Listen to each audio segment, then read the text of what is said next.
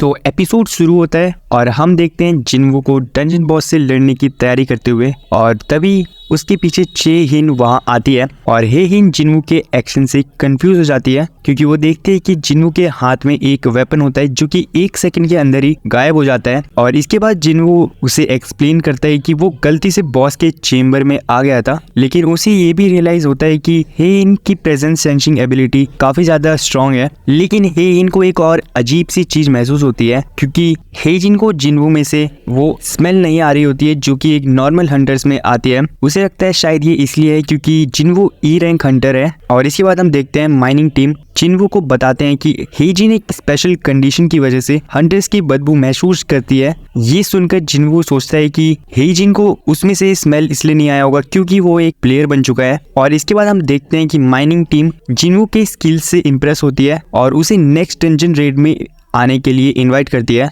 और जिनवू के री-इवोल्यूशन में अभी 2 दिन बचे हुए हैं, इसलिए वो ए रैंक डंजन रेड में एक पोर्टर की तरह पार्टिसिपेट करता है। और ये हंटर गिल्ड का एक सेकंड स्ट्राइक स्क्वाड होता है जिसमें एक्सपीरियंस्ड फाइटर्स होते हैं, ए रैंक और बी रैंक हंटर्स। और इसके बाद हम देखते हैं कि हे इनको अभी भी जिनवू पर शक होता है, इसलिए वो फोन पर किसी से उसके बारे में इन्वेस्टिगेट करने को कहती है। और फिर उसे पता चलता है कि हंटर एसोसिएशन ने जिनवू के फाइल को क्लासिफाई कर दिया है, जिसे जानने के बाद वो शॉक हो जाती है। और इसके बाद red team A rank dungeon में एंटर करती है और सब कुछ शुरुआत में नॉर्मल लगता है, लेकिन अचानक से वहाँ डंजन जैकाल्स का अटैक होता है। लेकिन स्ट्राइक स्क्वाड उन्हें इजीली हैंडल कर लेती है क्योंकि वो जैकाल सी रैंक होते हैं। और जिनवू स्क्वाड के टीम वर्क और कोऑर्डिनेशन से इम्प्रेस हो जाता है, लेकिन तभी उसे एक और अजीब सी फीलिंग आती है। उसे लगता है कि क्या ये रेड किट इंसिडेंट जैसा ही डेंजरस है। और जैसे ही स्क्वाड आगे बढ़ती है, हाई ऑर्क्स डंजन में घुस जाते हैं और ये एकदम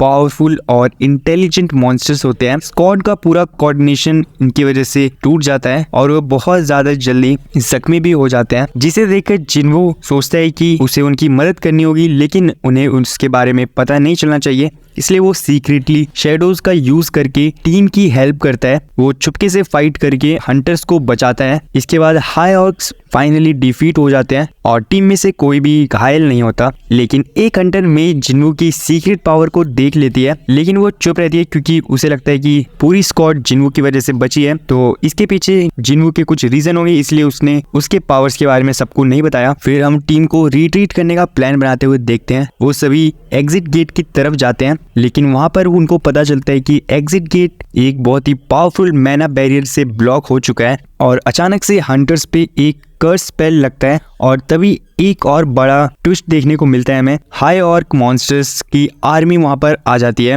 उनमें से एक ऑर्क ह्यूमन लैंग्वेज में बोलता है। वो अपने आप को कर्गलगान कहता है।